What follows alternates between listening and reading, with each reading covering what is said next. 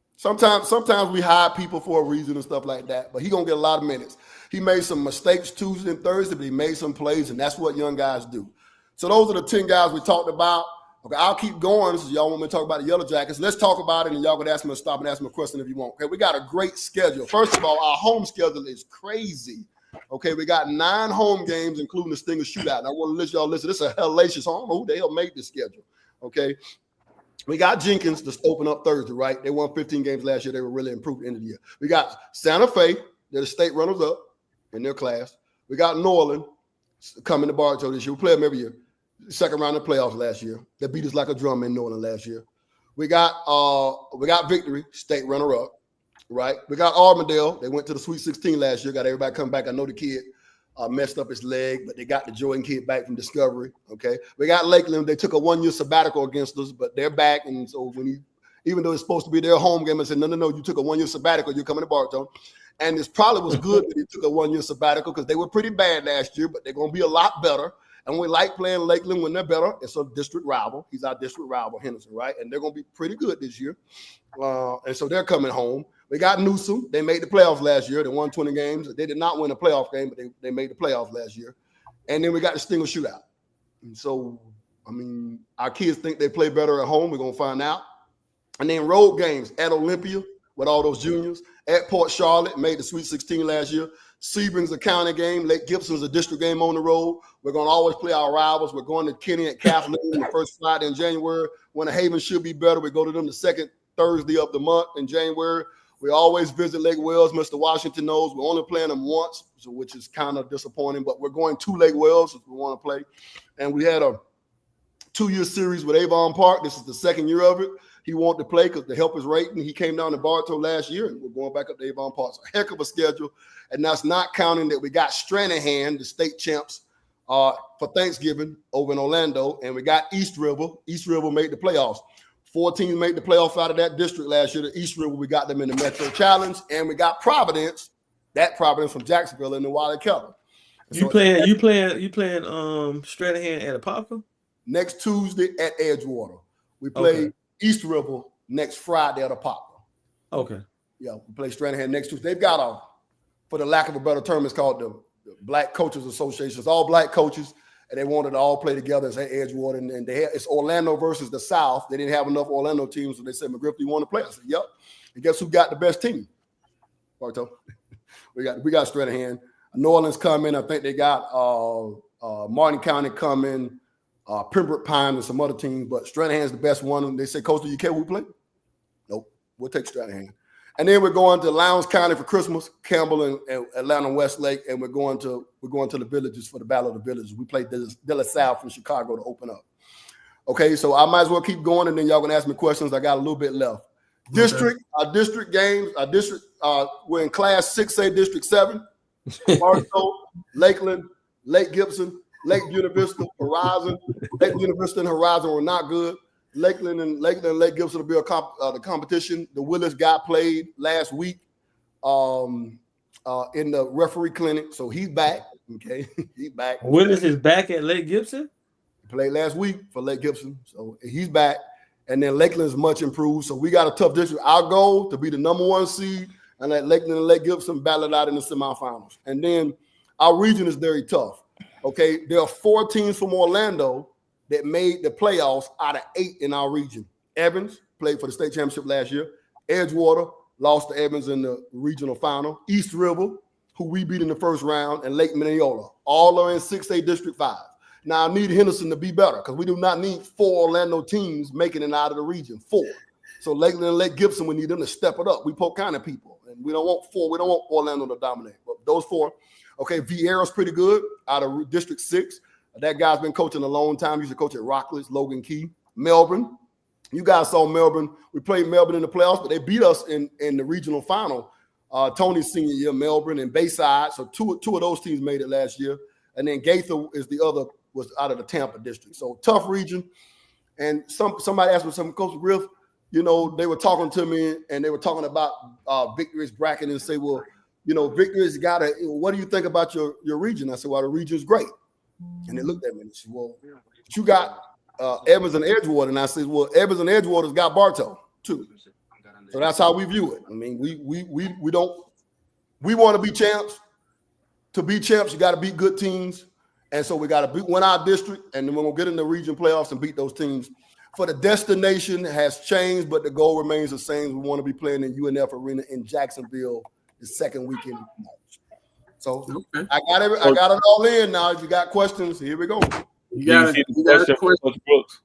You got a question from Coach Brooks. So he said, what do you perceive as the greatest challenge with coaching these Gen Zers, and what do you utilize to properly encourage buy-in?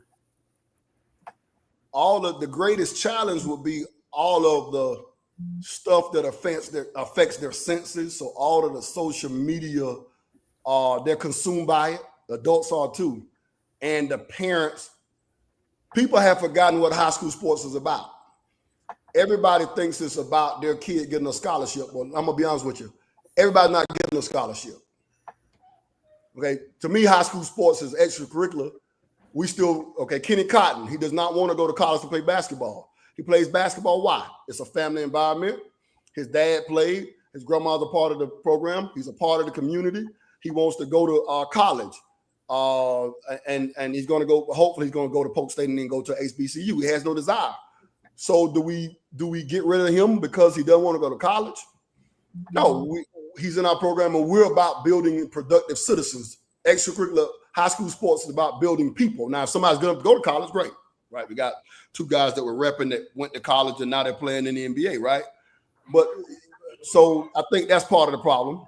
I think those kids got all these people in their ears are talking about this school's better, so you can transfer. Social media, so you got to have that.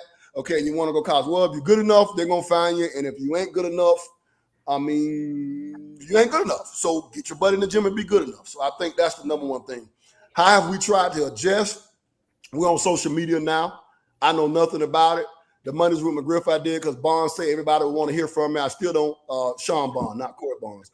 I still don't know why people listen to that show. Right? And so we do social media where we not broadcast, but we showcase the kids. We got that stuff going all the time, and we try to adjust to the times. And I think the other thing, the way we adjust to the question, we tried to address how we communicate with the kids. We have to be more detailed when we talk, because back 10 years ago, 50, we say, well, just do it, and the kids did it. Well, now you got to explain why a little bit more. But I mean, that's what we do. And the kids are responding, so I guess we're still decent, and I guess we're gonna find out Thursday night. But I hope I answered this question. Well, you're talking about you got your kids on, and I mean, most people be to have one, in the league. You got two kids that you coached in the NBA, the highest level. Played last Thursday. Talk about.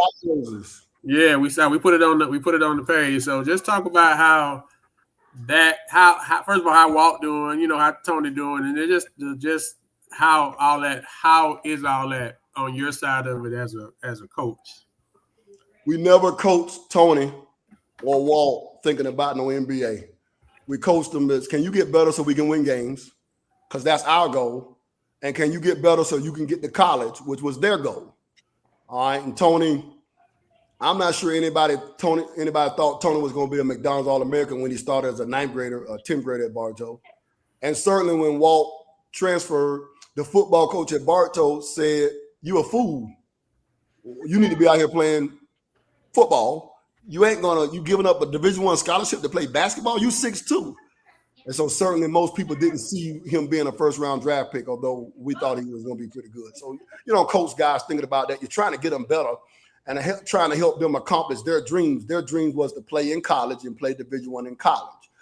And so it's that part. To go to an NBA draft and to see a kid that's just a regular, humble guy, it's an incredible feeling, right? And to go to, like I went to Tony's games when he was at Carolina, and to go to Florida's games with Walt, and for them to win the national championship. Both those guys won the national championship. It's okay. Crazy. That's crazy. It's crazy. And so the joy, why do you do it? You do it for those moments. That brings great joy that they're living their dream. They're living their dream. They're playing ball for money in the high league. And Tony, their team is bad, but Tony's starting and playing 20 minutes a game. He was out of the league last year this time. Oh, yeah? That's dope. And so Tony's eighth year in the league. You guys got to remember when Tony came out, you had the big boy from Jacksonville, Providence, Ezebuki. Okay, you had the boy from Tampa Prep, Durham, some kin to Paul Clark. You had the guy from New Orleans, forget his name, Hewell. And all those guys were projected to be better than Tony. And he in the league. And same thing with Walter. You had all these guys rated above. And so those guys' work ethic, Walter Clayton's work ethic, that's something going to injure him every day. So it's to his credit. And then Tony developed the work ethic over time. And Tony's tougher. Tony got a bad rap at Bartow because he didn't dunk the ball. People said he wasn't tough. And what's tough? Because when we played Lakeland, when Barnes was coaching, Lakeland hit him at the three-point line. Hey. And I'll be honest, and they hit him at the half court, and they hit him at the next three-point line. And he came to bitch and said, hey, man, you Tony Bradley. They can't stop you. And they couldn't. And so that's toughness, right? But Barnes was there. He was there during the Bradley years. And so that guy's pretty tough. That's a shot. I caught it straight in there. Old school fire hit somebody now. So we people don't know that. So you attribute that to me, that game plan to me? Yes. We used to hit a guy, but we didn't use the word guy, but yeah, hit a guy, yeah. Yeah, you got to be physical with this guy. Yes. Oh, yes. man. I'm not saying the Collins then, but yes. You had an influence on Collins with that. Yeah, it was you. Which way? Hey, that's what you had to do to win. And so, so those guys are tough. And the last thing is they come from good families. They're great. They were both smart kids, good students, but they didn't have all the riffraff. McGriff. After Walt. Yep. You mentioned the mosaic. Who you got coming in from outside this year? Ooh, you're going to put them on the spot. The Villages. Villages coming. Lake Highland Prep. Scott will be there with a popper. Windermere. This is Coach Gressig's last year, so we're going to honor him. Leesburg's coming back. Went to the Final Four last year. Oh, come on now. So I said, Friday it's a pop. Charlotte's coming. Mike Williams. Y'all know Charlotte, Mike Williams. And Saturday. So I said, who did I say? Villages. I said the Villages, Leesburg, Windermere. No Gibbs. Gibbs will be back. Thank you. Murphy will be back. Yep. So probably the best team on paper is probably the Villages. And so we'll probably get them. And, that's what we're going to do. But, yeah, it'll be a good event. And then all of the Polk County teams, Auburn will be there, Victory will be there, and stuff like that. So, will Lakeland be there? Yep. He's back. Okay. His choice. He's all sabbatical. Okay. You got another question, Coach. Coach Brooks has another question. He asked, how have the failures, if any, made you improve overall as a coach? And what is the message to other coaches to encourage them to rise above adversity? Yeah, we don't view any of those. I view failures as when we can't affect the kids and change the kids' life. The losses, we're going to lose games. So I don't view those as failures as a part of the season, part of the process of building and growing. Like losing and winning is a part of the building and growing of the team. I consider a failure when we have a kid, we're working to change his life. We can't affect them the way we want. I grew that as a failure. I take that personal when we can't help kids. And so, that's also a part of life. But that bothers me that we can't help reach all the kids, right? What was the second part of his question? He said, what is your message to other coaches to encourage them to rise above adversity? If you're in it for the wins and losses, it'll wear you out. You better have a purpose for being in it. My purpose is I'm called to coach. I was called by it's the gift that I got from the Lord to coach. Okay, I didn't know that 30 years ago when we started the fire, right? Or I knew it but didn't know it, Barnes, right? And so you better have a purpose or cause to coach because it's too hard to do it without it. If you just in it for the wins and losses and ain't in it to try to help the guys or the girls that be coaching, you won't last. So if you got a purpose and a cause, like he been in Auburn 24 years, and Winter Haven, he's been there 17 years. Those guys got a cause that's deeper than just winning and losing games. They're trying to change souls and change lives. What's been your biggest win and your biggest loss? On the court? On the court. Biggest win. That's got to be that first state championship. No. The first one? The biggest win we got to change the program around was beating, and Billy's not going to like this, but the Lake Wells win. I know what you're going to say. Yeah, that turned the program around. They were about to send me back to Kathleen and say, this Negro, this guy can't win. And we upset Dominique Jones, Jarrell Blocker, Peanut. Jimmy Johnson was the coach, and that district was Kathleen, Lake Wells, Jesuit, and Bartow, all in Bartow. And we upset them. That's probably the biggest win because it turned the program around. The biggest loss, Tony Bradley's senior year at Melbourne. I thought we were good enough to win the state championship, and we did not get there. We did not. But that helped us win with Walls. We made some changes after that. Okay, so let me go into the changes because coaches always talk about how you can grow. I thought we were too restrictive. And so the guys around Tony, and we did not give them enough leeway to be creative and freedom, and we struggled to score with Tony, those other guys. And so Melbourne beat us that year. That was 2016.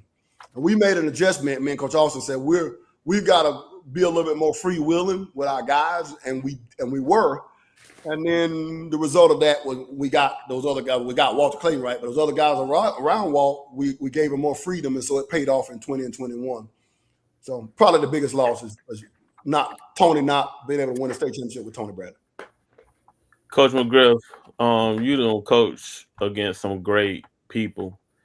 Who would you say that you got up for as far as coaching against? Like who you think basically you look forward to and brought the best out of you every time y'all played against that particular coach? All right, so we're going to talk about the first 10 or 12 years and the last 10 or 12 years. And I'm going to start with my Polk County guys, and then I got one or two more guys outside of Polk County. First 10 or 12 years, okay, it was Drew Taylor at Kathleen, right, because that's where I came from, and they were tough. It was you at Lake Wells, especially your last 3 years, but it's because of Lake Wells, right? So my first 12 years, Jimmy was there the first 5 years, I think, and you were there the next 5 years, if I'm not mistaken. And so your teams were always, they reflected your personality, and so did Drew's teams. Okay, so those two come to the top of my mind the first 12 years. The last 12 years, we were in the district with Lakeland, so that was part of my first few years we weren't, but I think Lakeland joined the district in like 29 or 2010, and so we played them in the district more than anybody in the last 10 or 12 years. So I think it'll be Collins and that group. So you're talking about T.O. and Henderson, but Collins and Barnes, that group, right? Woodside, only because Woodside's had such great teams and talent. And then the last few years, okay, Eric Robinson's team was as physical as it's ever been. Eric Robinson had a winning record against us for most of my tenure. And so everybody talking about go this, go that. Well, he was whooping our butt. Okay, now we flipped them the last couple of years. They were more physical than any team we faced because it's Armadale. And then the last couple of years has been Santa Fe, right, and Blooker and Fitzgerald. We have not beat Victory. We're 0-3 against Victory. Okay, and I don't want to be 0-3 against nobody. I don't care if it's Eric Spoelstra. And so give a credit to Fitzgerald and then Blooker. Okay, he's done a great job. And so we added those guys to the schedule, and we have to get up to play those guys, right? Because they're all those guys. Woodside coaches his team uniquely well. Okay, when you coach your team, we had to prepare for the way you played. Same with Taylor. Okay, same with Collins, and then more recently here, Woodside, but you got Blooker and Fitzgerald, right? And then outside of the county, we play Northern every year, and it's a challenge to play against their physicality, the way they guard.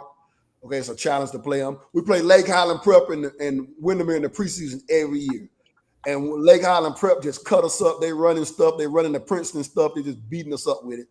And then Windermere, they play like a Polk County team, but they're a little bit more skilled. And so we play those guys every year. So if I had to pick people, those would be the guys especially the Polk County guys, because you play those guys every year, right? You just brought up skill, Coach.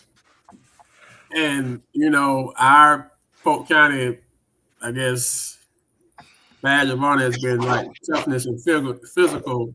And that worked for a long time, Coach. And nowadays, it seems like Polk County basketball does not have the same traditional look.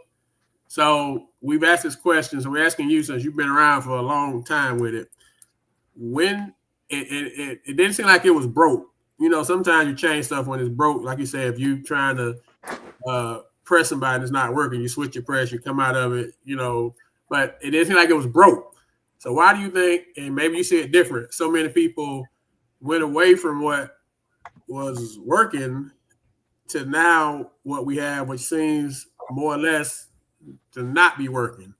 And maybe I don't know if I'm framing the question right, but it's the Polk County that you see now is not what we were traditionally known for. I guess maybe what was the traditionally known on defensive end? Because I'm trying defensive athletes, toughness, okay. So now you're saying with more skill set? Yeah, that's not how we play ball now, by and large. And maybe I'm seeing it different. I don't know. But what's your take on it? I guess that's my question. So you asking what's my take on why it's changed, or if it's for the benefit? Do you even think it's changed? Maybe I'm seeing it wrong. Do you think it's changed? And if so, why? I think the Gibbons influence on the county was so profound back in the day. So you had, Haines City was pressing with Collins at both Haines City and Sebring, and then when he went to Lakeland, right? Okay. Lake Wells was pressing. It was all from Coach Gibbons. Kathleen was pressing. Okay. Jenkins with Maya was pressing. Okay. When I broke in, Scott Williams was a Gordon Gibbons guy. He was pressing, right? And so then the change over the years has been when Gibbons left Florida Southern, those guys went away.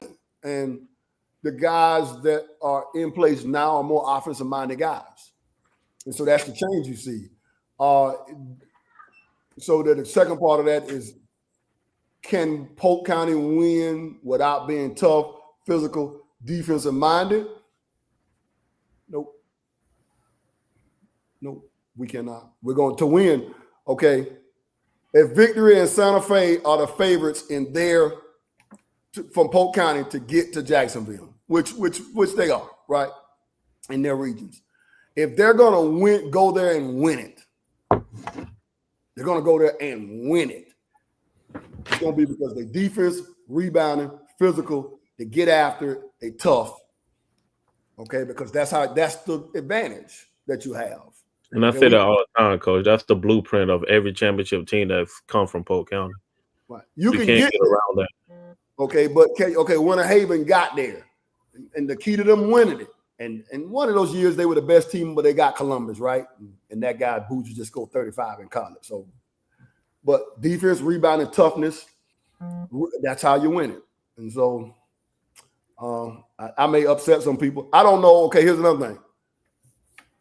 I think the pressing helps Polk County. I think people have gotten away with it. I think it's tough to teach the man-to-man press that Gibbons, that Tuma grew up with, Billy, you grew up with, Barnes. I think it's tough to teach. It takes time. I don't think people want to teach it. It takes we just got carved up Tuesday and Thursday. So the likely thing is, well, we're not going to press. But no, we're coming back Monday, and we're going to work on it some more. Because I think it builds toughness in your kids. Even at Winter Haven, okay, what's been the difference in Winter Haven with girls before Billy and after Billy? The skill development that Johnny's been doing hasn't changed. Is the defensive tenacity with the press. And so I've talked to Blicker about it before. I talked to Whelan about it all the time. I think, and someone said, well, the kids don't play it. Well, they will if you demand it. And so I think for us to be good, I think we got to be a defensive first. And that don't mean that we are not going to be, we've adjusted to be great offensive guys. We got Jay Crosby taking Steph Curry shots, right? And we let him in. Somebody said, you let him take them shots. I said, yeah, that's what we got to do to win games. But still, we can't win it all unless we can defend. And I don't think any of the other Polk County teams can win it all unless we can defend like a Polk County team. Now, that may look different, okay? That may look different for Bartow than it do for Victory, than it do for Auburndale.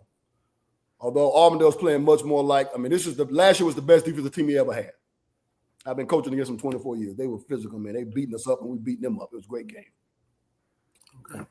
All right. You got a question from the chat. He says, do you believe, Coach Brooks again, do you believe mental toughness is innate or is it something that one can influence positively as a coach? You can coach it. Okay, we got this stuff, and I'm not going to give you no secrets, right? There ain't no secrets. Okay? We got the football team at Bartow. We got the basketball team. It's the same general kid. Do we get a transfer here or there? Yeah. Does football get a transfer here or there? Yeah. It's the same kid. Over the last 20 years, we've had some success. Our football team has not. I would submit to you that the difference is plyometrics and weightlifting. We teach toughness, plyometrics and weightlifting, and how we practice with the defense, even offensively. We're gonna teach toughness, man. You better open up that guy hip and go to the basket. Don't be doing all this dancing, and so things like that. So I think it can be taught. Can you teach a guy that doesn't have any toughness to be the most toughest guy? Maybe not, but you can move the needle on toughness for your players. And I agree with you, Coach. It's a culture that you create in practice. I've seen your practices and they are tough, and you don't see ours where we really get after each other. And like any human being, like when the old people used to teach people how to swim, they used to just throw them in the water. You know what I'm saying? You're either gonna sink or swim. You're gonna get tired of getting beaten on, every practice and whatever. You're gonna eventually start punching back. So I think it's the environment and culture that you create in practice. You can bring it out. Those kids that are naturally passive, because like I said, they're going to get tired of getting beaten on every day in practice. So I walked in your practice when you were in Lake Wales. We got put out. We weren't as good. And it was almost like a fight. And you walked in my practice some of those years when you started coaching the girls, and it was the same way. And it's we're coming to compete. Okay, we would with Walter Clayton, we put Walter Clayton on the team and to put the next 5 best guys on the other team, 2, 3, 4, 5, 6, and put 7 through 10 on his team. We trap them the whole practice. They talk trash to them the whole practice, and it was nip and tuck. I walked in your practice, and you and Bernie going at it, and the JV was talking trash to the varsity during a scrimmage. And so then people wonder why they couldn't beat Bernie's JV teams. Well, they were going against the best team they were going to face in practice. Right. And so the culture that the coach creates in practice is critical. And you can build toughness. You can build toughness. Coach, if you can give advice, say you got a kid, because you put a lot of kids in school, so you got a pretty good idea of what you're doing, obviously. What would you say to the kid that is, like all these kids want to go to the next level, right? And they don't have anything right now. They don't have any offers, they don't have any interest. They probably got 1 more year. Or maybe 2 more years, I don't know. But what advice do you give to that player?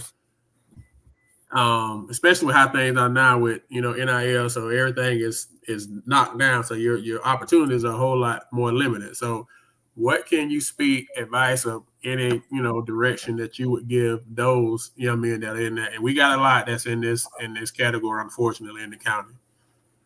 Yeah, first of all, shout out to Rick Felix. He's the second year at Palm Beach State College down there. And shout out to Jaden Wynn, one of Billy's guys with the Bradley team. He's at Wilberforce HBCU up in, I think it's in Carolina. It's in Ohio. Ohio. Those 2 guys that are playing on the college ball. Yale Jackson playing on college ball. I would say you have to be patient. I would say, so what have we told Jay Crosley? Jay Crosley, If this was 8 years ago, you would have already signed. You'd be signing this week with a Division II school. It's not going to happen now. Be patient. You're good enough to play college ball. Okay, we may have to go a different route. Maybe the Division IIs don't, and you have to go JUCO for a year and then level up afterwards. Or you have to go NAIA for a year, or you have to do a post-grad year and level up. We've talked to him and talked a little bit to his parents about it. And so I would say that to the parents and the players is you have to be patient. Man, let me tell you something. That coach job is on the line up there in college. Okay, the guy at Florida is making $6 million. Do you think he wants to go get a transfer from our owner and he got 2 years of experience? See, he's seen him on tape for 2 years. Or he's going to take a freshman out of high school. If my job on the line, I'm going to get this guy. And so I told Jay parents that. I say, y'all got to understand, this guy job on the line. Jay's going to get something, but it's going to be lower than what it used to be. But he's also got a chance to level up higher than what a kid used to be. Okay, you couldn't do what Walt did. You couldn't do that 15 years ago because of the transfer. They wouldn't let you do it. And so you have to start lower, but your ceiling is also higher. So I always tell the people to have faith and be patient. And you better be able to do multiple things. You just can't be a one. You can't. There's no point guard now that can't shoot the ball. There's no forward now that all you do is bang on the glass. You better be able to put the ball on the floor and make a decision. You better be able to hit a 15-footer, 17-footer now. Okay, and so that's what I would say to parents and really the players, to be patient. If you're good enough, they will find you. It may not be the level you want, but there's nothing wrong with starting at a Division III, NAIA, JUCO, and leveling up. We got some kids in the county that's going to level up. Okay, Rick's one of them. Rick Felix, Coach loved him down. He was starting. He told me when he went down there last year was not going to start. Then he called me in the middle of the season. He's starting, and we went to see him at Polk State, and he's getting 25 minutes a game. And same thing for the kid at Stetson, Winter Haven's kid at Stetson. Same thing for the kid at Tennessee Chattanooga. He won't be there long, those kids. The kid at Yale, unless it's an academic thing. Okay, those guys are leveling up. They're going to level up. They're too good. Jamie is too good for Stetson. And Tate, he's too good for Chattanooga. So 10 years ago, they wouldn't have started there. But that's the journey they're going to have to take, and it's going to be a rewarding journey for them. I saw something y'all posted about the Mayo kid scoring 22 points a game. I thought I saw that yesterday or today. Tyree. Yeah, yesterday. Yeah, he didn't shoot. He wasn't no scorer. I mean, I guess he could. But he wasn't no scorer like that at Winter Haven. But yeah, he doesn't. He has a role on his team as more of a defensive guy and the corner sometimes shooter. And now he's showing what he can do. He keep putting up them kind of numbers, you know. Yeah, that'd be amazing how you take a role with certain teams and then you get the next level and you just see the game spark up like that. But it's all about the system and what you're playing in. He always killed us, or somebody say he couldn't shoot. He hit 3 or 4 threes every time we played him. The people he had around him, they were loaded. You know what I'm saying? And when he had to, he did kill people. He did. With the team that he had around him. Yes, he did. He was always that unknown link. You know what I'm saying? Because everybody was worried about everybody else, and then he'll have a great game about you. So I'm not surprised at that at all. 15 to 16 against us, man, hitting them threes. And I mean, we can't guard him. We got to stop the boy from Yale, what's his name? I'm drawing a blank. From getting to the back, get him to the basket, keep him off the board. So sometimes you got to chip in on Isaac, and then this kid opening to kill you. And so yeah, not surprising.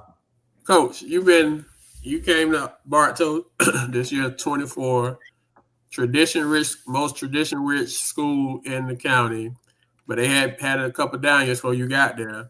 Has it ever been pressure? And if so, how have you handled it? And the thing about it is, you didn't have to build a tradition, but you had to build a program.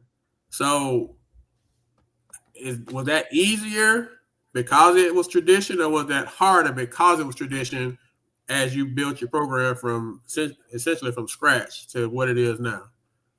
There was no outside pressure from the community. They really wanted somebody that would represent the community with class. And that's what I heard in my interview. Ms. Watson, the lady that used to be at the door, she was in the interview, and the principal and the AD at the time, and say, we want to win, but we do not want to win any kind of way. That was the message they gave me. Dr. Wright was the assistant superintendent for Bartow, and he had a red truck. I don't know if you remember his red truck, Barnes. He pulled me and said, McGriff, come down to my office. Went to his office. He drove me. Actually, he used me for labor. He had a mattress he wanted to get for his house. So I had to go. Really, I was going to get the mattress. He talked to me about going to get the mattress. He said, man, these people, they want to win, but you young guy, because I was 22, they're worried about it. You're going to be messing with the girls. And I told him, no, McGriff, he good. And you can't do what they do. They want somebody that's going to operate with class. And so there was no pressure from the Bartow people to win. The pressure was from me. I was coming from Kathleen. We were used to winning. The first year we were 6-21. I went to the hospital. I thought I was having a heart attack. No lie. My dad has passed away now. My dad and my brother came to the hospital and they were running tests on me and stuff like that. And finally, the doctor couldn't find nothing. My daddy says, man, nothing wrong with you. You're getting your butt spanked. Get your ass out there and start winning some games. That was my dad. And my brother looked at me and rolled his eyes. Like, man, ain't nothing wrong with you. Get up from there. It was an internal pressure to win, but never really no pressure from Bartow. And so I think that was great. The two big things, Tucker and Austin and D kept the people off my back. So I have no question that people say, man, y'all got this young guy. He don't know what he's doing. He didn't play no basketball. That was the thing. How you going to coach basketball? He didn't play. How you going to teach our guys how to play? I heard that a lot. And Coach Tucker and Coach Austin, people say, no, he's good people. Y'all let him alone. And so that was helpful. But so I would say to a young coach, stick to your gun, have standards, try to get better. I did not play basketball, but I studied the game like the Dickens. So we tried to be a better coach and teach my guys how to be better ball handlers and dribbles and shooters and all that stuff. And Coach Gibbons was influential in that and learning how to operate a college program in a system. Get you a mentor, but have some high standards and make the kids meet it. And 24 years later, we still making them meet it. But no, there was no external. And let me tell you this right here. And now y'all may disagree. I don't think there's no external pressure on any coach in Polk County. And when I say that, the people talking on social media is not going to get nobody fired. Correct. If that guy is a school teacher or if he does his job in the classroom, he does his job with the parents and stuff like that, he's not stealing no money, he's not poking on no little girl, and he's going to keep his job. And so keep his job. Yep. There's no, okay, and so if you're on social media and you think that's pressure, who cares about social media? If social media want to come to Bartow at 2:30 tomorrow, they're welcome to come and think they can do better. But so I think the pressure is internal for people to want to be great. I don't think there's no external. Okay, before Blooker got the Santa Fe, what was Santa Fe? They talk about Winter Haven history. Okay, then I've been to 7 Final Fours. They talk bad about Woodside on social media. Man, I've been to 6 of them. Don Grant went to Winter Haven been to 8. Don Grant went to 1 or 2. He went to 2. I take that back. They've been to 9. Don Grant went to 2. They love Don Grant. Don Grant ain't done. I love Don. Don't get mad at me, Don. What has Don done that Woodside hadn't done? So, but you can't worry about social media. And so that's what I love about Coach Woodside. He ain't worried about that. I'm a coach who I got. Okay, and he's a school teacher. He do his job. He got a good environment with his kids. Sometimes they win. Last year they had a bad year, but they was in the Final Four 3 years before that. So I think the young coaches, if I had some advice, get off of social media. Don't worry about what people say. Worry about what your principals say. Try to get you a mentor. Try to get your kids better. If you got parents' problem, that's your fault. Set the expectations for your parents. Here's how it's going to be. Well, they transfer. They go to the door. That sound good, Coach. Someone still worry about social media, though. Social media. Mr. Man, someone I'll be tough on coaches, man. Come on now. Assuming there may be one guy may see this though, and it changed him. So for that one guy, hey man, all it takes is one. You change one, you can go from there. That's facts. You cannot coach social media cannot help you keep your job. Okay, and let me be honest with you, and because Billy a principal, gonna be a principal. He's assistant, gonna be a principal one day. Barnes been a principal. No principal. I'm just a nobody. Well, You ain't a nobody. You ain't nobody. You ain't no principal. You ain't no nobody. You did a smart thing. You said, I ain't getting into this principal stuff. It's taking up too much time. I'm gonna do this other stuff, right? Yeah, he the smartest one on the cast right now. Smartest one on the damn group. I ain't finna coach. I ain't finna be no principal. I'm finna do this other stuff. I'll be a school teacher. You ain't lie about that at all, bro. He the smartest one on the show right now. But go ahead. Okay, 90%. Billy may be the exception. Barnes may be the exception. 90% of the principals don't care if you win or lose or not. They got to worry about them test scores, man. Test scores. They don't want the parents in their office. Test scores and referrals. So now, if you win, do they they want you to win, but they ain't gonna fire you because of that. So nah. So any winning come from internal. You want to win. Do we even have just truthfully, how many sports principals do we have in the county now? They say the Dujay guys won at Lakeland. Is he not one, Billy? No. Dujay? That's my line, brother. You know, man. My guy Bartow is a sports principal. Carla Collins at Victory. Nah, Dujay, you can say Dujay a sports principal, bro. He is, but he's not. He die hard like McGriff just said, he just don't want people in his office. You know what I'm saying? He just don't want them problems, for sure. Come on. He die hard football. Well, you got to be die hard football at Lakeland. I know, it has to be. My principal, I would say he is. There's a lot of pressure on our coaches now. He's giving them the resources. He told my football coach, what do you need to win? You need coaches on campus? Check. Booster? Check. Now, so we got a new coach. He's going to give some time. So he said, McGriff, are we good enough to get to Jacksonville? I want to go to Jacksonville. I said, I don't know. He said, what? I said, hey, you got some other problems with football. Don't be coming to me with that. So, like, my principal, Collins probably at Victory is, right? But I don't think, I know the principal at Winter Haven, Gina Williams. I like Miss Williams, but, she gonna let Woodside them. She's not putting. Ain't too many women sports principals. I would say Van is at Lake Gibson. Van, I agree with you. Well, by certain sports, not by basketball. Well, I mean, I'm talking about a full-fledged sports principal. Oh, okay, well, like Jack was. Jack was 100% sports principal. Jack was. Yep. Clint Wright was back in the day. Calvin, he was sports principal. Well, you can't. The coaches, and me and Billy D talk about this on and off the air.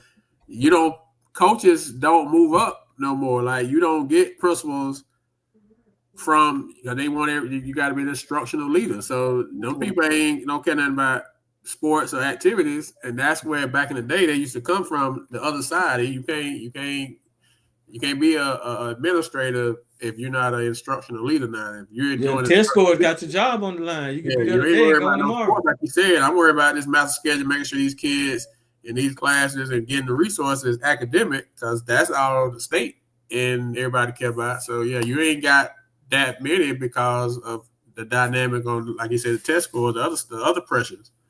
Think about this. You got all that. Then you got all these guys. Okay, that guy, son of faith, now is Zephyr Hills Christian. And the guy that was at Victory is now at OTE. Now, these are two of the best, and the Willis kid was at all those places.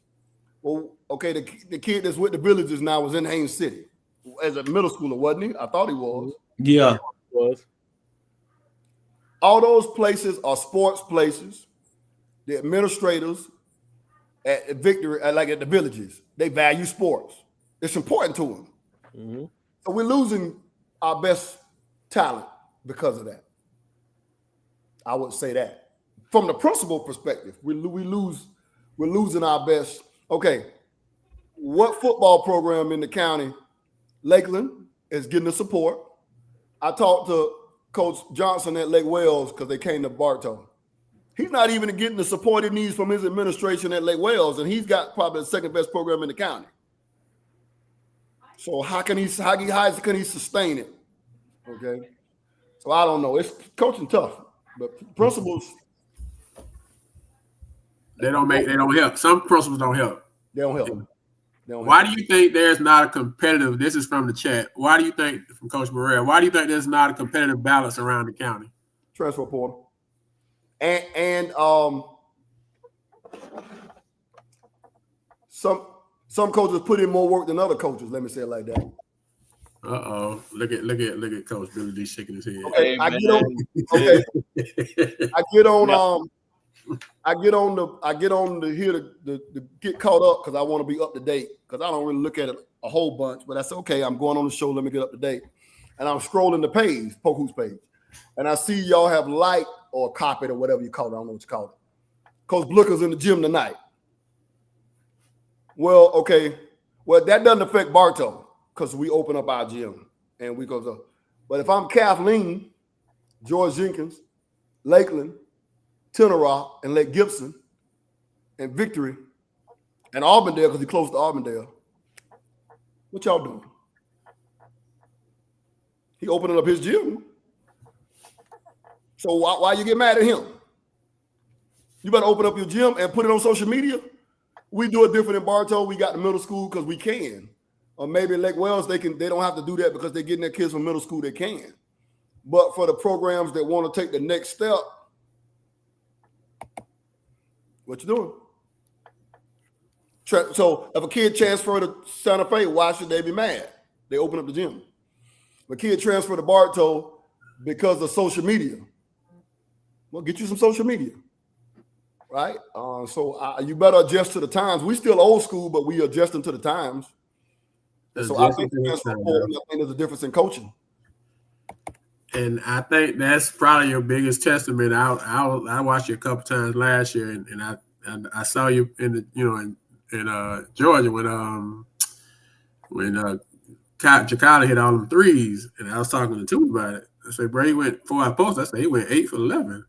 He said, Mama Griffin let somebody shoot the ball 11 times. I said, bro, this dude coming down, it's like it's across the half court. It's Britt McGriff. He said, what did he do? I said, he ain't even flinching. He shoot the ball. He just go, all right, y'all.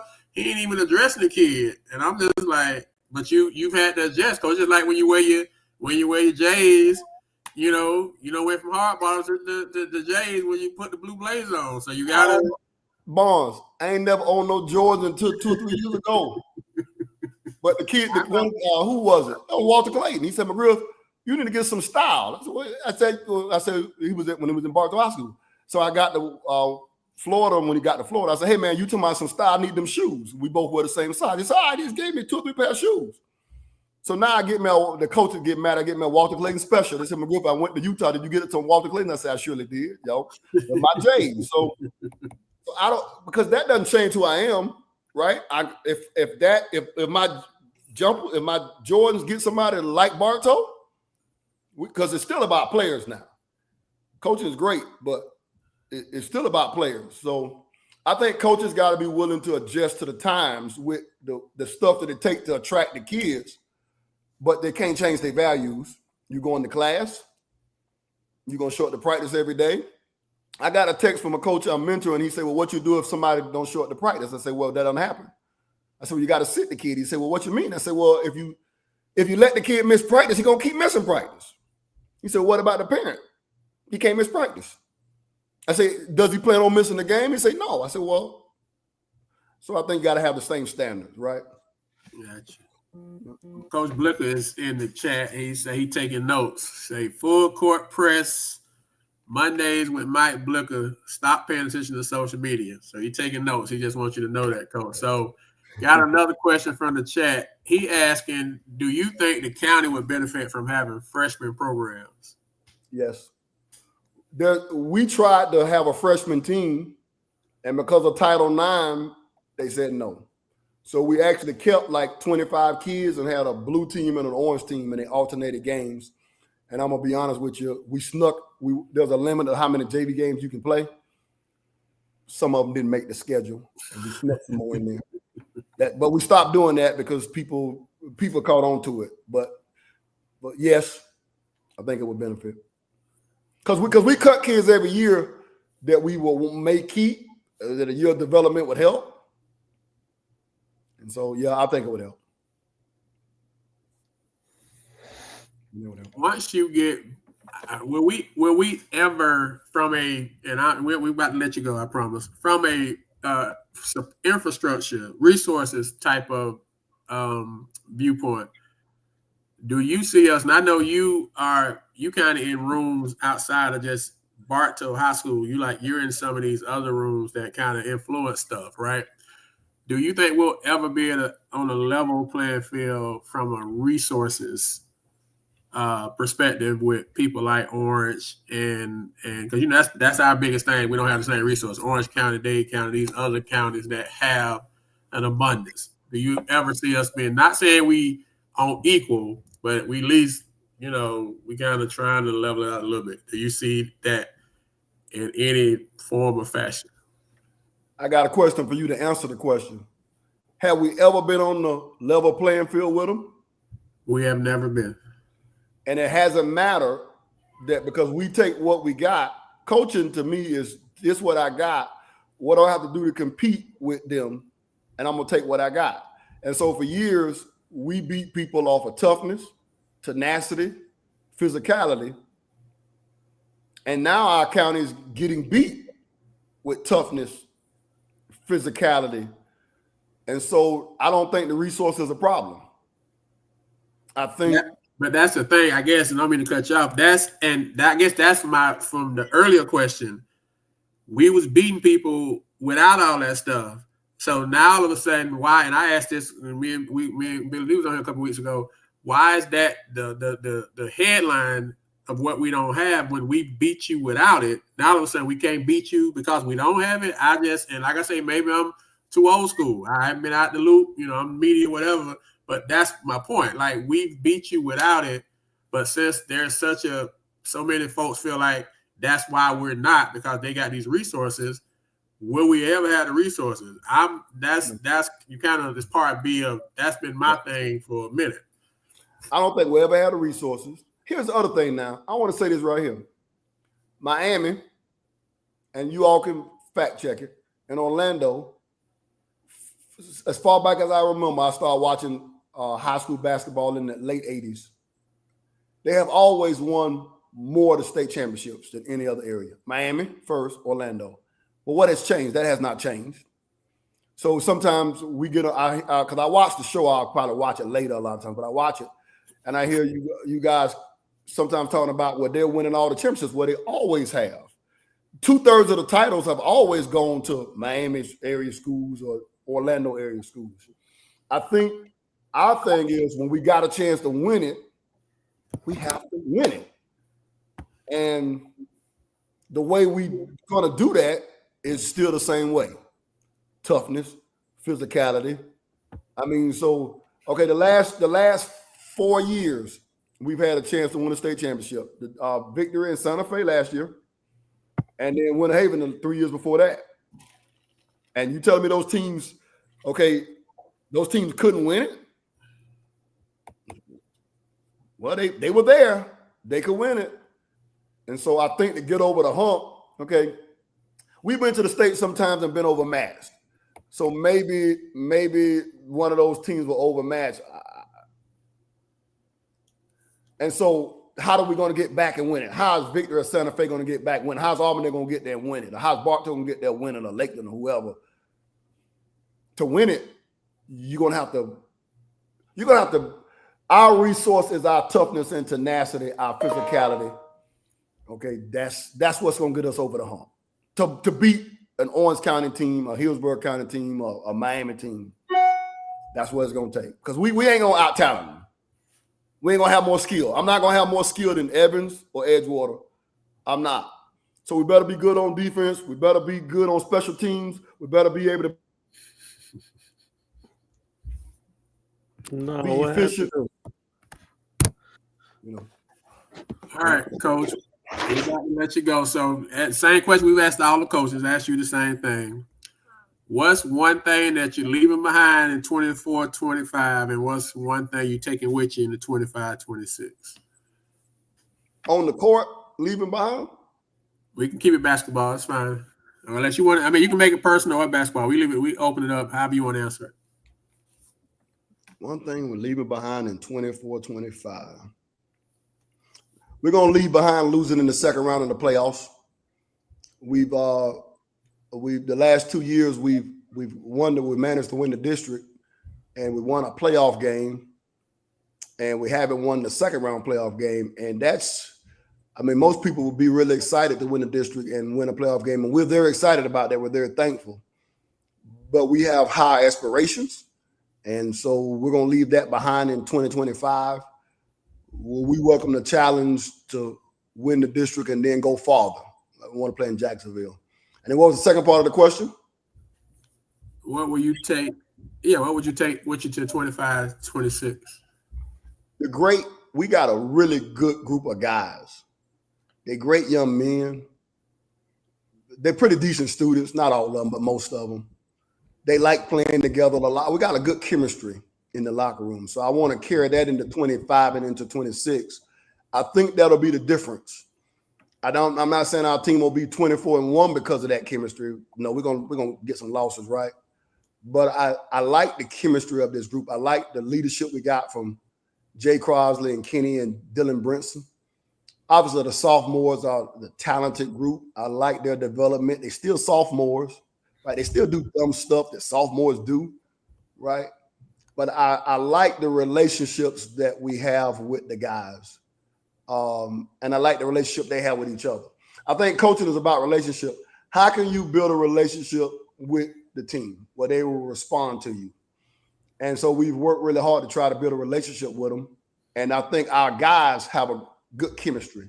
We had a great offseason and a great summer, but we had a great fall. And so I'm looking forward to the challenges of the season.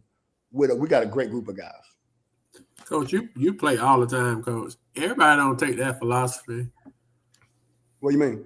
Like, you playing in the spring, you playing in the summer, you're going to live periods, you're doing official clinics, you're doing fall classics, summer classics. It seems that's more important than it is because we talk about this. Basketball is, I know I'm adding something. I know basketball's become year round. So is that the other gap that we're not doing it year round? We haven't adjusted to that yet. Is that the other gap, the big gap? Yes. Okay. I was talking to Topper.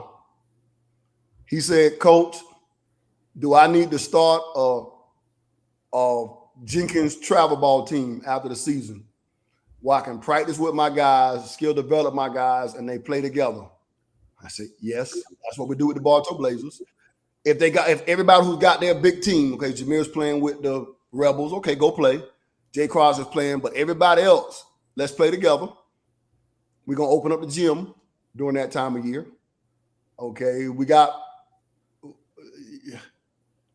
you cannot compete at the highest level unless you're doing that. I'll just say it that way. That's the way we have to do it. At a public high school like Bartow, like Lake Wales, like Jenkins, okay, like Winter Haven, I think that's what we have to do to compete at the highest level. So it may be different at a place like the River Air Prep, or someplace like that. But that's the way we have to do it. So I think it's got to be year round. I still think you got to incorporate your football kids. Okay, we got less football kids playing now, and I think that's good and bad. Okay, on one hand, I don't know how I can compete against the people from Orlando. They got no football kids. They going year round with their basketball kids. On the other hand, the football kids bring the toughness. That's what we're known for. So I don't know, but we still value the football kid, like Kobe and Jameer played a little football, right? And so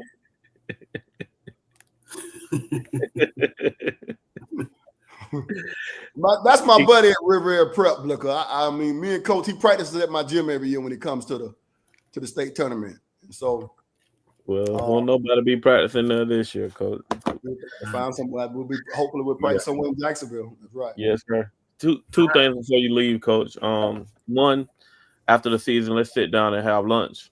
Let's try to put our heads together and see how other states are doing it. And we talked about resources, especially about paying coaches and whatever. And let's just, see, who we can get on board and just let's start conversations. Okay. And before you go, not including yourself, Polk County, the Mount Rushmore of coaches for basketball before you leave? Boys or girls? Both. Girls, unusual list for girls. I'm biased. Josephine Austin. She better be on there. Then LaDon and Johnny. Okay. Trying to think of another girls coach. Ladretta, Haines City. Okay, so boys now. All time, I think the best coach in the history of Polk County since integration, since 1960s, it would have to be Alvin Pearsall. And because he won 8 straight when only one could go, 8 straight district titles and 4 Final Fours during that time.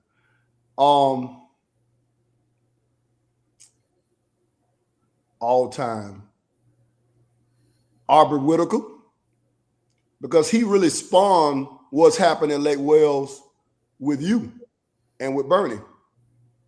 Okay, so he kind of brought Gordon Gibbons into the fold, right? And so I would put, even though he did not win it, he went there 3 times in a row, but he spawned all that's happened since then. Okay, with Keith Jones, even though I know the community didn't always get along with Keith Jones, he came from that tree, and then he got Bernie in the coaching, and then that got you in the coaching. So I always have to say Aubrey Whitaker. Jim Austin. Now that came from the Pearsall tree. And then you got to go to Kathleen. You got to go to Kathleen, and you got to go to Winter Haven. So because those places. So Kathleen, you got to put Coach Jones on there. I do. I know there's some people before him, Tony Shields and Spiro and those guys, but Jones was the first one to win it at Kathleen. Drew's after, but Jones is kind of Jones. I was in school, so he's for me. And then Winter Haven, okay, I was not around with Jack Dietrich. Okay, I've been around for the Final Fours, Jim Morrison, Don, and Woodside. Don is more my style because I'm a defensive guy. Woodside been to 6 of them. 6. So those are some people on my Mount Rushmore. You know, I'm leaving people off that won state titles. Collins won a state title at Haines City and was a couple, you know, a game away from winning, going to a Final Four at Lakeland. Colin Smith at Mulberry, around for 30 years. Gary Miles was around for 30 years. Drew Taylor, who was my mentor. But if I had to pick 3, Pearsall, Whitaker, Kathleen guy got to be Jones. Okay. Well, Coach, you have given us a lot. It's always a pleasure, man. It's just like family. So before you get off, we do with everybody else. Anything you want to leave with that you hadn't talked about? Anything you want people to know, be aware of before we let you go? And you know, I know that they count now. So I know is it? We asked Billy D this last week. Is it like opening a Christmas present? Like that? Is it every year? Does it change? Is it the same? Is it what's different about 24 than 12 or 6 or 1? Is it any different? The kids different, the parents different, and the time's different. And so it's a little bit of nerves. Like I told the kids Tuesday, it was a little bit of nerves. They said, well, why are you nervous? You've been doing this. I said, well, because I want to win and I want y'all to be successful. You want to be in college, Jay? Well, I'm trying to do everything I can to get you in college. And Derwin Link, you want to chart a different path. You want to be like your brother, but you want to chart a different path. Well, I'm trying to help you grow and accomplish your dreams. So it still matters, and you still get goosebumps, and you still want to win games. Okay, we still want to compete. Like we want to be the best team in the county. So I mean, we haven't been since 2022. That bothers me. Okay, I like the other coaches, but I don't like them enough to want to be second place to them. And we want to get to. I like them. I'm a coach's coach. I love the coaches, but not that much. We want to get to Jacksonville, and so we're doing everything we can to get there and get our kids there. We'll be closer. Okay. Well, Coach, we appreciate it, man. It has been a pleasure. Say the best for last as always, man. And I want to say this right here. What you all done is phenomenal with this. Not just with the podcast. That's how it started. But now we got coaching clinics and we got the alumni contest, and now we got magazines now. You know, some of the guys, you know, they wanted that. So you cannot keep my magazine. You can buy your own magazine. You can look at it. It's my magazine. So I think the guys. I was talking to Walt today. He's actually playing right now, and I'm telling him I'm come on the show, and he was saying, "Coach, we had it pretty good, didn't we?" I say, "We're talking about Polk hoops and all the stuff that he's in the pros now, Coach, and all the stuff that you know. This makes the kid feel special.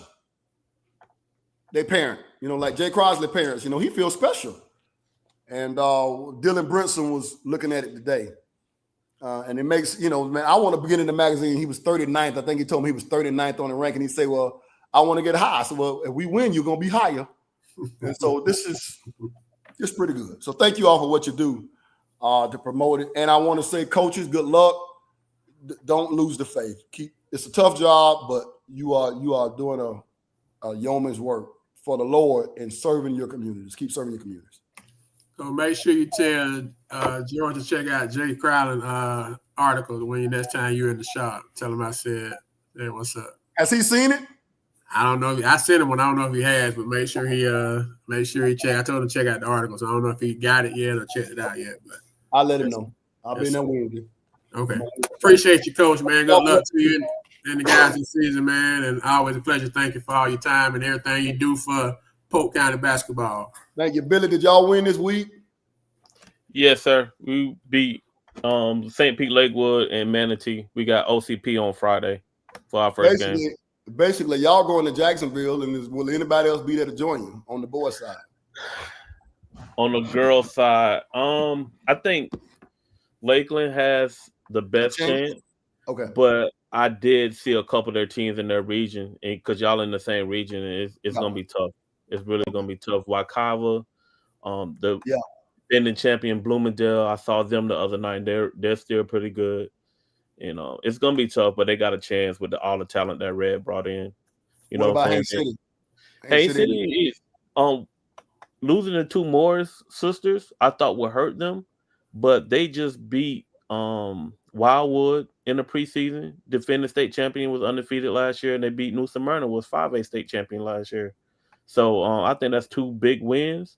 It's unfortunate. All in the same district? In the same region. Okay. So, you know, so unfortunately. They can get in there and just hopefully they see you in the last game before the state. Hopefully. Man, that'd be great to have all Polk County champion final, huh? We can only dream and hope. But it'll be in daggone Duval County. That's a whole nother show. So no, the region final will be in Winter Haven on Friday night. I mean, they both can't. They both in the same region, so y'all can't go together. Okay, so they had the Orlando thing where they can have two teams. That would be fun. Now Henderson Taylor, Lakeland at Bartow, Saturday, February 28th. For the regional Let's make final. a date. That's the regional final. Now it's got to be at Bartow. I don't want to go to Lakeland because y'all cheat over there and stuff like that. And we got a bigger gym, so we can make more money. But that would be pretty fun. Or Lake Gibson. I ain't discriminating, long as Bartow there. So I ain't discriminating, long as it's Bartow. No matter which one of y'all. But Henderson gonna say he better than you, Boatwright. So I don't want you to watch this and think I'm tripping. But that would be nice in all Polk County region final. That would be awesome. All right, Coach, man. We appreciate it, man. Good luck to you this week, man. Thank you for everything, man. Appreciate you once again. Yes, sir. All right, man. Ty Crane, just so you know, Billy D, that's his alter ego. Okay. Yeah, so that's him in the chat. No man, always good when the GOAT comes through. The GOAT maximize the platform. The only coach that did so. So before y'all jump in the inbox and in the text messages and all that stuff, we asked McGriff nothing different than we asked anybody else. We didn't give him no opportunity different than anybody else. He just took advantage. So if you're upset, write a letter. How can you be upset? My thing is, but y'all better not have no more interventions with me talking about I'm tough on coaches. Maybe I need to put it through AI to soften it up a little bit. I need to work on that. Okay, I will work on that. I will work on the delivery, but not the content. Not the message. No, not at all. But that was great, though. That's great for everybody right there. Good. So this week, man, we get started. We posted our games of the week, and our main game, our overall game of the week is Tuesday night. Santa Fe welcomes in Lake Highland Prep. Should be a Coach Blicker don't run from nobody. No. But you can't go get Lake Highland Prep right off the rip. That's one of them TV AC ESPN blockbuster games right off the top. So and you say y'all got a big, is that a big one starting off Thursday? No. OCP girls team is not like their boys team used to be, but it'd be a good challenge for us starting off the year. Y'all on the road? We don't take nobody lightly. Y'all on the road? Yes, sir. We're on the road. Y'all just one game this week, that's it? That's it. Just one game. Okay. All right. Well, everybody, we appreciate y'all tapping in with us tonight, man. And this week the game starts for real. There's only a couple teams that have not put their shoulder pad helmets up right yet. Lakeland's still playing ball. Victory is playing ball. Victory is still playing. So it's just Lakeland and Victory, right? Everybody else got them put up, right? No, man, don't do us like that. Oh, Lake Wells with that foolishness that they had to go on the road and was district. Yeah, they gotta do something about that, coach. How you the district champ and gotta still travel? We wasn't a district. I mean, champ. not a district champ, but you was a 3 seed. You was a higher seed, and still had to travel. There's something wrong with that setup. But so we got the 3. We got Lakeland, Victory, Lake Wells still playing ball. Everybody else hooping, right? Everybody else hooping, I think. Well, man, we'll post the daily schedules like we always do. Got a couple of coaching debuts this week at new places. We got Sheldon Dennis starting off brand new at his alma mater, and Kenny Davis, new formerly George Eagles. Now he's the coaching carousel. Got him at Kathleen High School. So I don't think nobody else is really brand. Well, Coach Dickey is back. He's not brand new. He be at Mulberry for the first time. He's from Wauchula. From people that Hardy, from people that knew that. I don't think we got no other new coaches in the county. It was everybody pretty much came back, so it was a pretty good year of holdover. So to everybody that's hooping this week, man, good luck to you on the court, man. We'll be supporting you from here like we always do. So we'll be off. Thinking we're off next week because of the family reunion holiday that goes on over in Orlando. So we will be off next week, and then we'll come back 1st December, and we'll be running right through. So appreciate y'all, man, support. Thank you all the coaches that participated in the preseason coaching media day. We just did an extra media day. And to those that did not, we still love you, still got you, and we ain't nothing you can do about that. So good luck to everybody this week, man. Boys and girls, stay healthy, man. Until next time, Polk Hoops, we out. Appreciate y'all.